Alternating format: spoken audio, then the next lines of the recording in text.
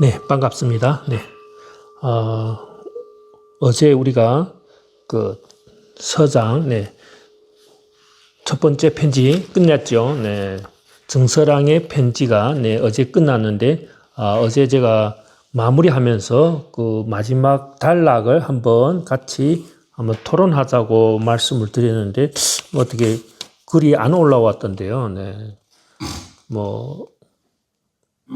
그냥 제가 이렇게 한번 대체적으로 이렇게 좀 총결 지어 봤습니다. 네, 전체적으로.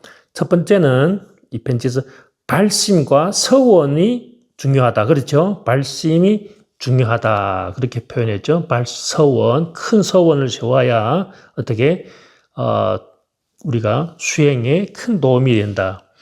그리고 뭐죠? 진실한 믿음이죠. 진실한 믿음.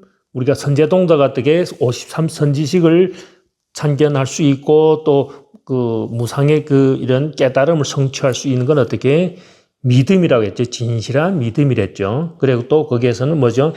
큰 용기와 큰 정진이라고 표현한 거죠. 일심으로 지극한 마음으로 구하면 어떻게? 모든 것이 이루어진다. 그런 것이죠. 우리가 구하는 것이 이룰 수 있는 그 근본 원인은 어디에? 지극한 마음으로 우리가 구하면은 이루어진다. 그렇게, 단락이 있었죠. 네. 그리고, 제가 식정이 뭐죠? 중생의 식정이 바로 어떻게? 반야의 묘한 지혜이다. 그것이 있죠. 이것이 식정이란 게 이제 우리의 중생심이 바로 부처의 마음과 둘이 아님을 우리는 어떻게 항상 놓친다. 어떤 부처가 따로 있다고 자꾸 생각할 수 있는데 그런 생각은 하지 마시고 우리가 희노애락을 아는 그 마음이랬죠. 그것이 우리의 식정이 아직은 어떻게 완전한 묘지를 어떻게 다른 것 같지만은 본질이 하나다. 그렇죠? 본질이 하나다. 그렇게 했고 그 다음에 방거사의 두 마디 말씀이 있죠. 그것을 항상 어떻게 수행의 지침으로 삼으라. 그렇게 나온 적 있죠. 뭐죠? 다만 있는 것을 모두 비워버리기 바랄 뿐 결코 실체 없는 것을 진실하게 여기지 마라. 그렇죠? 제가 오늘 이 문장을 또 하나 밴드에다 한번 올렸는데 이렇게 관심이 계시면은 한번 들여다 보면은 좋겠습니다. 네, 그렇죠? 우리가 항상 뭐죠? 이 모든 것을 내려놓고 어디에 우리의 이 형상에 속지 말라. 그렇죠? 형상에 속지 말라. 그렇죠? 속지 말라. 진실하게 여기지 말라. 그렇죠? 이게 있다 없다 이런데 빠지지 말라. 그렇게도 이해하시죠? 결국 제가 어제 이렇게 한번 같이 토론하자고 했던 내용이 그렇죠? 생처에 낯선 곳은 익숙하게 하고 어떻게 익숙한 곳은 낯설게 한다. 그렇게 한번 이렇게 있죠. 마지막 단락이죠. 네, 그렇죠. 생처의 낯선 곳은 익숙하게. 우리가 낯선다는 거 뭐죠? 무엇이 낯설죠, 우리에게? 출세간의 수행은 우리한테는 낯선 거죠. 출세간의 수행. 앞에 단락이 있죠? 출세간의 수행은 우리한테 낯설어. 그러니까 어떻게? 우리가 계속해서 어떻게? 배움으로써 그것을 익숙하게 우리 내 몸에 훈습해야만이 어떻게? 수행에 깊어지겠죠. 그리고, 그 다음에 문장 뭐죠? 익숙한 곳은 낯설게 한다. 익숙한 게 뭐죠? 우리가 백천만급 살아오면서 익혔던 습관들은 어떻게? 우리는 시비, 분별, 집착, 이거는 너무나 다 갖고 있는 거라고 표현할 수 있죠. 중생의 마음이니까. 그렇죠? 이거는 너무 익숙해. 이 익숙한 것은 어떻게? 옆으로 밀쳐서, 옆으로 우리 세속에 부기용하던 세속의 이런 분별심이든 그것을 우리가 알아차리라고 했죠. 알아차리면 우리가 그것을 옆으로 밀쳐놓고 어떻게 밀쳐놓고 우리의 낯선 우리가 이 수행의 이것을 항상 탐구해라. 그렇죠? 거기서 탐구하라는 데서 우리가 화두를 하라. 그렇게 말씀했죠. 우리가, 조계종 그렇게 말씀하셨죠. 이것이, 수행에서는 화두가 필요하다. 그래서 활구라고도 표현했죠. 활구라고 하는 데서, 우리가 오늘 단어 스님,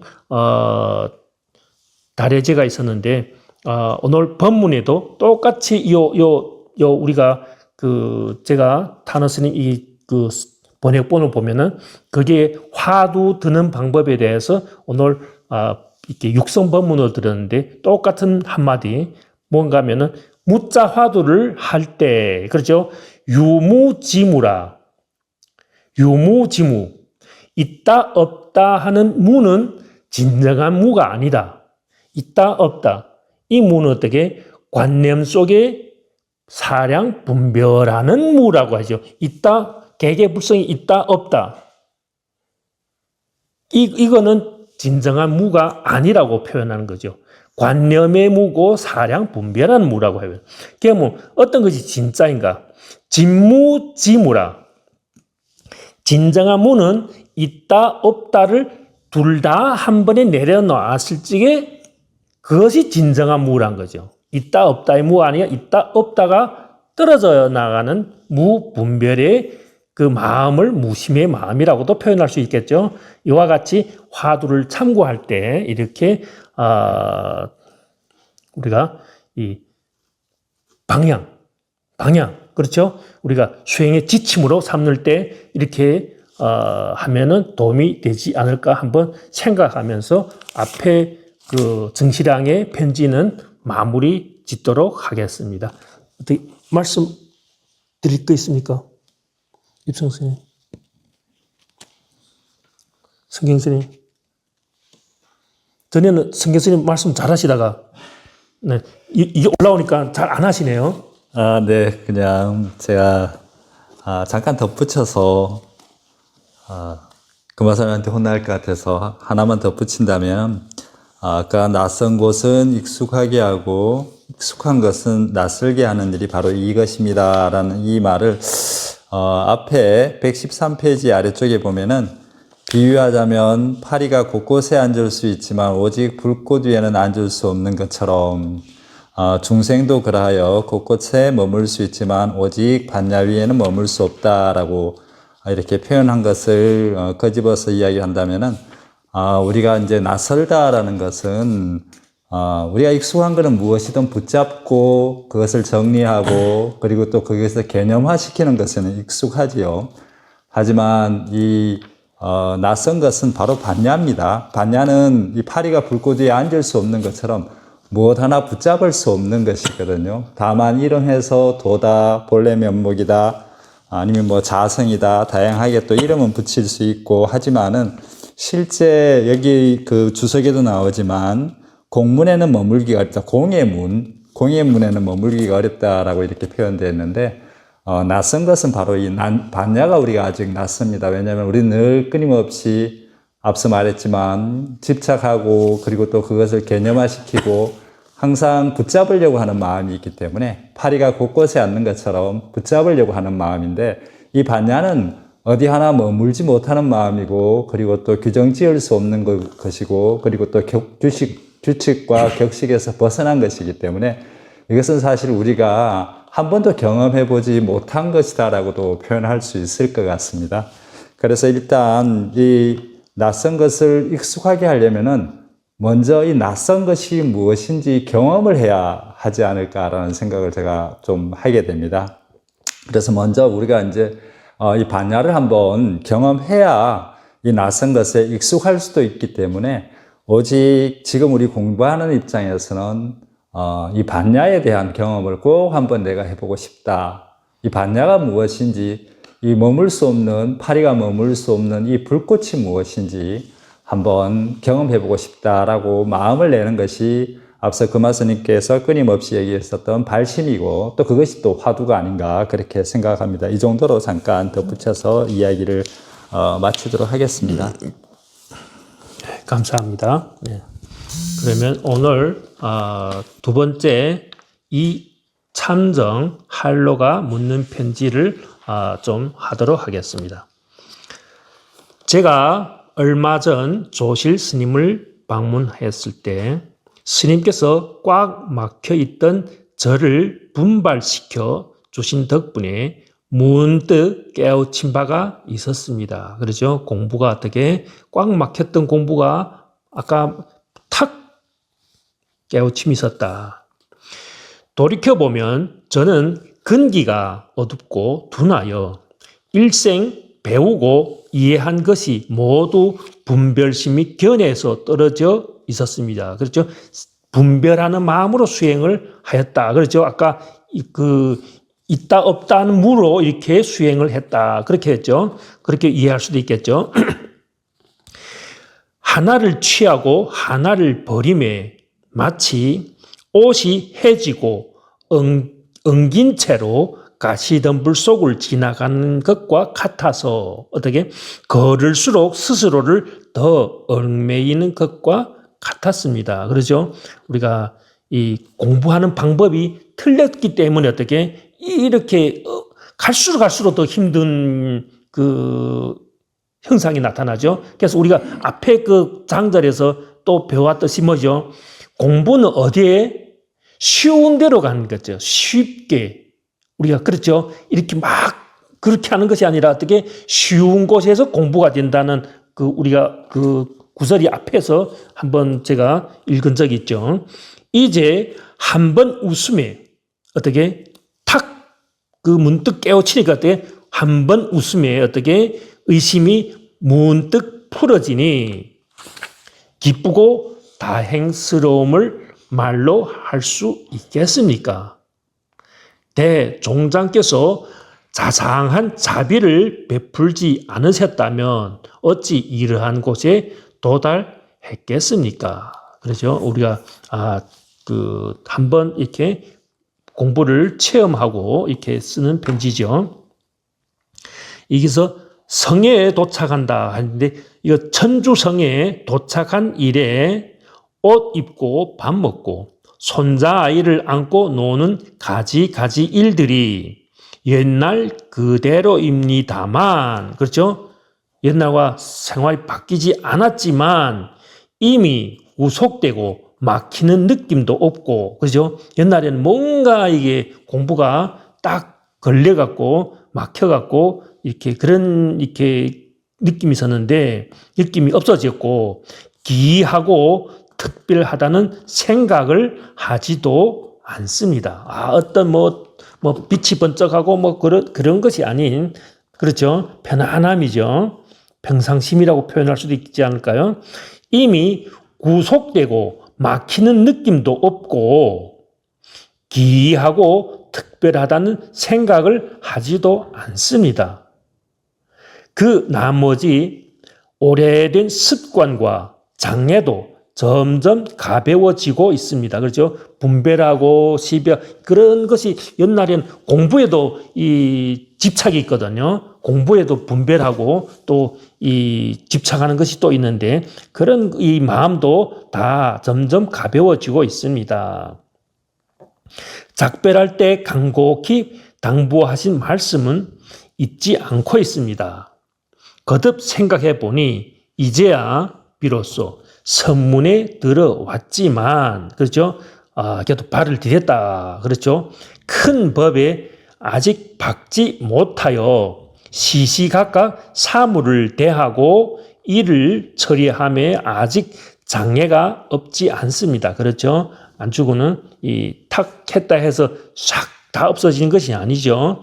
바라옵건대 다시 가르침을 주셔서 마침내 지극함을 얻도록 해 주셔야 스님의 법석에 흠이 없을 것입니다. 그렇죠? 스님의 가르침에 흠이 없도록 하려면 아직도 가르침을 바랍니다. 그렇죠? 한 장 먼저서 이 참정 할로에 대한 답서 편지에 이르시길 성에 도착한 이래 옷 입고 밥 먹고 손자를 안고 함께 놀아주는 것들이 하나하나 옛날과 같으나 이미 으달리거나 막히는 느낌이 없고 또한 기특하다는 생각도 하지 않으며 오래된 습관과 장애도 조금씩 가벼워진다고 쓰신 글을 3번이나 되풀이 읽고는 너무나 기뻤습니다. 그렇죠? 3번나 읽고, 그렇죠? 참 이게 쉬운 건 아니죠. 우리가 이렇게 공부해서 이렇게 성취를 이룬다는 것이. 이것이 바로 불교를 공부하는 효험입니다. 그렇죠? 완전 다른 것이죠. 이것이 우리 체험, 우리가 이렇게 도를 배우고 도를 공부한다는 이런 효험이라. 그렇죠? 만일 뛰어난 근기를 가지신 대인 같은 분이, 그렇죠? 한 번의 웃음 속에서 모든 것이 다 알맞게 되지 않는다면 우리 선가에, 그렇죠? 진실로 전하지 못하는 묘한 도리가 있다는 사실을 알 수 없을 것입니다. 그렇죠? 우리가 이 글로, 우리가 비록 이 선어록도 글로 되어 있지만은 글 너머에 있다고 표현하죠. 그래서 우리가 선에서는 뭐라고 표현하죠? 이심전심으로 표현하죠. 이심전심이라. 만약 대인과 같은 사람이 아니라면 의심과 노여움이라는 두 글자의 법문을 영원히 때려 부수지 못할 것입니다. 여기에서 의심과 노여움이라는 그 단어가 들어오는데 이 참정 이분은 조동종 수행을 하신 거예요. 먼저 조동종의 수행을 묵조선을 했죠. 묵조선을 이렇게 하시는 분이었는데 우리 대스님이 묵조선을 엄청 싫어하시죠. 네, 엄청 싫어하셔갖고 아마 도처에 다니면서 묵조선을 하는 사람들을 엄청 비판하고 그렇게 이런 일이 있었거죠. 그런데 이 참정이 듣고서리 어때요? 엄청 열받은 거죠. 내가 이분도 나름대로 엄청 공부를 열심히 하고 그렇게 했는데 그 사람 자기 하는 공부를 어떻게 사정없이 이렇게 막 까놓으니까 그래서 노여움이 컸다. 의심하고 노여움이 컸는데 어떻게 가서 따졌겠죠. 대스님하고 따졌는데 대스님이 조목조목 이렇게 설명해 주면서 이 깨달음으로 인도해 준 거죠. 그래서 이 의심과 노여움이라는 두 글자의 법문을 영원히 때려 부수지 못할 것이다. 그래서 여기서 때려 부쉈단 말씀이죠. 네. 그래서 이 대스님이 이렇게 말씀해서 처음으로 선문에 이제 들어왔다. 전에 했던 수행은 수행도 아니었다. 그렇게 표현할 수 있었죠. 네. 가령 허공이 저의 입이 되고, 그렇죠. 허공이 내 입이 되고 풀, 나무, 기와 돌이 모두 빛을 발하여 도리를 말하는 것을 도울지라도, 그렇죠. 역시 어찌할 수 없습니다. 그렇죠. 항상 우리가 어떻게 보면은 본지풍광이라죠. 우리가 본성을 떠난 적도 없고 이 소를 항상 떠난 적도 없고 타고 있지만은 그것을 잊지 못하는 거지요. 바야흐로 이 하나의 인연은 전할 수도 없고, 그래서 전할 수가 없고 배울 수도 없음을 믿고서 모름지기 스스로 증명하고, 스스로 증명하고 스스로 깨달아 스스로 긍정하고 스스로 쉬어야 비로소 투철할 것입니다. 마지막에 뭐 나왔죠? 쉬어야 되는 거죠. 내가 공부를 깨닫겠다는 마음을 일으켰지만 어떻게 그 공부도 내려놓을 수 있는 방편이 내려놓을 때 꽉 쥐고 있으면은 못 들어간다. 쥐고 있으면은 그렇게 표현한 것이죠. 선사들. 그래서 스스로 쉬어야 비로소 투철할 것입니다. 공께서는 이제 한 번 웃음에 얻은 것이 어떻게 문득 사라졌으니 다시 무슨 말을 하겠습니까? 한시에 모든 것을 그러니까 있다 없다 불법이다 깨다 이거 다 한 번에 탁 내려놓았다는 거죠. 네, 다 잃어버렸다. 그렇죠? 평상심으로 돌아갔다고도 표현할 수 있겠죠. 네. 부처님께서 말씀하셨습니다. 여기서 황면노자라고 표현하는데 황면노자, 부처님을 옛날에는 황면노자라고 이렇게도 불렀던 것 같습니다. 이 아래 주석이 있죠. 네, 한번 읽어보시면 중생이 말하는 것을 취하지 말지니, 그렇죠? 분별심이죠. 모두가 유의에 허망한 것이다. 그렇죠? 일체유의법 염언환포영이라 그런 말이 있었죠. 일체유의법, 중생이 말하는 것은 다 어떻게 그런 것이다. 결코 우리가 거기서 옳다 그르다 따질 하도 가치가 없다. 그렇죠? 비록 다시는 말의 길에 의지하지 않는다 하더라도, 그렇죠? 우리가 이 말의 길에 의지하지 않는다. 그렇죠? 또한 말 없음에 집착하지도 말아야 한다. 우리가 이 말과 글을 어떻게 의지하지 않는데도 말과 글을 또 떠나서 또 우리가 말할 수 없죠. 우리가 그래서 부처님께서 이 48년, 49년을 설했지만은 한마디도 설한 바 없다고도 이렇게 표현을 하죠. 네. 보내주신 편지 말씀에 이미 구속되고 막히는 느낌이 없고 또 기특하다는 생각도 하지 않는다. 그렇죠? 기특하다는 거지. 내가 깨달았으니까 대단하다. 그런 생각까지도 가지지 않는다. 그렇게 하시니 이는 부처님의 말씀과 극히 들어맞는 것입니다. 이와 같이 말하면 부처님의 말씀이라 부르지만 이와 달리 말하면 마구니의 말이 됩니다. 그러죠? 우리가 이 말에는 그렇게 된다. 참, 이 말이란 게 그래서 의지할 것이 되지 않는다. 우리가 되지 언하에 방하차라고 하죠. 네. 저는 평소에 차라리 이 몸으로 모든 중생을 대신하여 지옥의 고통을 받을지언정 결코 이 입으로 불법을 왜곡시켜 중생의 사고방식에 맞게 말함으로써 모든 사람의 안목을 흐리게 만들진 않겠다. 그러죠? 잘못 가르쳐서 우리가 정말 어떻게 보면 안 가르치기보다도 못한 효과가 있다고 항상 우리가 선어록 배울 때 그 말씀 많이 하죠. 네. 흔들지 않겠다는 서원을 세우고 있습니다. 공께서 이미 이러한 곳에 당도하였으니 어떻게? 말이 없는 자리죠. 그래서 말에 의지하지 않는 자리에 이미 당도하였으니 이 일이 남으로 말미암아 얻어지는 것이 아님을 알 것인 거죠. 다른 사람으로 어떻게 인해서 얻어지는 깨달음이 아니죠. 이거는 다만 자신이 그죠? 스스로 체험하고 스스로 증명하는 것이죠.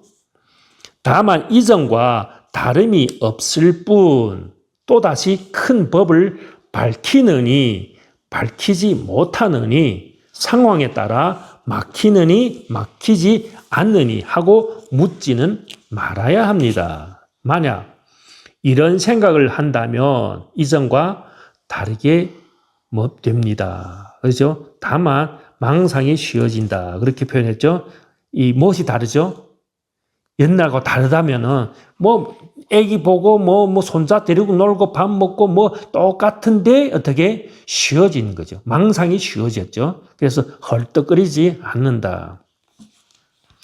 편지에 보니 여름이 지나면 다시 성을 나설 것이라 하므로 저는 매우 흐뭇합니다. 만약 다시 시끄럽게 찾아다니며 쉬지 못한다면 이는 맞지 않습니다. 그렇죠?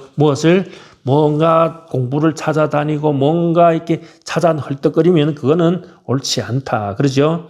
우리 항상 우리 뭐죠? 식정. 이 중생의 식정이 바로 우리 묘지라. 그렇죠? 우리 마음에서 찾아야 된다.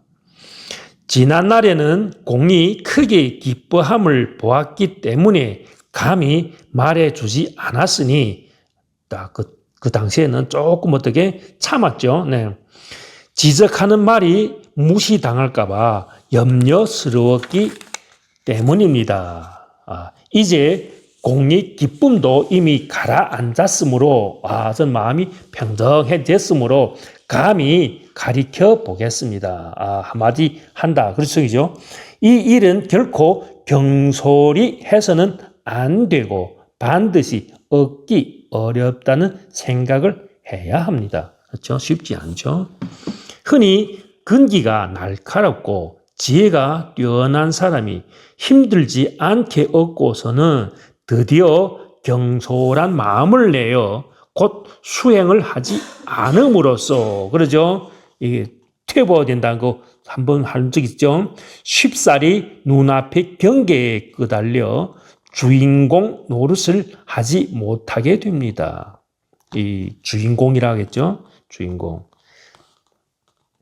그리하여 날이 가고 달이 갈수록 헤매 다니며 돌아오지 못하면 도의 힘이 업의 힘을 이기지 못하여 어떻게 세속의 업의 힘이 어떻게 더 강해지면 어떻게 우리가 그 자그마한 깨달음을 갖고는 근본 그 업의 힘을 이길 수 없다. 그렇게 표현하죠.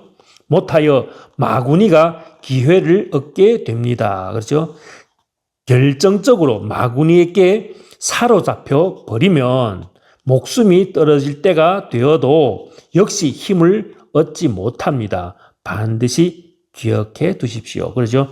이 한번 살짝 어떤 느낌을 받았다거나 체험했다 해서 그것에 만족하거나 그러면은 위험하다. 아주 이거는 멀었다. 그렇게 정책하죠. 지난날 하신 말씀에 이치라면 문득 깨달으니 깨달음을 타고서 모두가 녹아버리지만 그렇죠? 우리가 이 사는 삶이죠. 사는 문득 없어지지 않고 점차 사라진다. 이게 딱 무슨 것 같죠? 우리가 수신결에 보면은 도노 점수죠. 우리 이치는 단박에 깨닫는데 우리의 습성, 그렇죠? 이 습성, 이거는 우리가 점차적으로 바뀐다. 그런 것이 있죠. 네. 사는 문득 없어지지 않고 점차 사라진다. 고 하셨는데 가고 머물고 앉고 누움에 이것을 절대 잊어서는 안 됩니다. 그 밖에 옛사람들의 여러 가지 다양한 말들도 일절 진실하다고 여겨서는 안 되고, 뭐죠? 진실하지 않다는 말은 모든 것이 방편이랬죠. 부처님의 말씀도 방편이라고 했죠. 방편이라. 그렇죠. 그 방편을 방편으로 도에 들어갈 때 쓰지만은 도에 들어가면 방편도 버릴 수 있어야 되겠죠. 그래서 이것을 확실하게 알아야 되죠. 이 금시법이라 했죠. 우리가 내가 지금 공부하고 수행할 때는 이것이 이 말씀이 황금과 같지만은 들어가고 나서 똥버리씩 버려야 된다. 그렇게도 한번 이해해 보겠습니다. 또한 헛되다고 여겨서도 안 됩니다. 그렇죠? 헛되다고 여겨도 안 되죠. 오랫동안 순수하게 이거 가다 보면 저절로 자기의 본래 마음과 말 없이 하나가 될 것이니 뛰어나고 특별한 것을 따로 찾을 필요는 없습니다. 이것을 우리가 저번에도 배웠죠.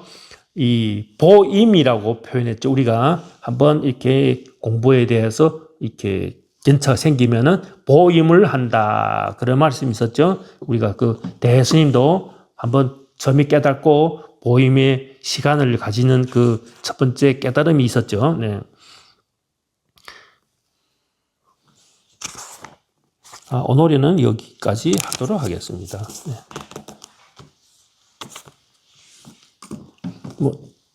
혹시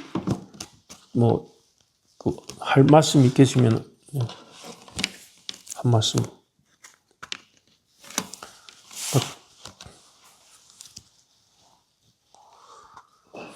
혹시나 이렇게 토론하실 이런 문장 같은 것이 있으면은 밴드, 네, 우리 불꽃 속에 피는 연꽃 밴드를 통해서 이 글을 올려주시면은 함께 공부를 같이 하도록 하겠습니다. 감사합니다.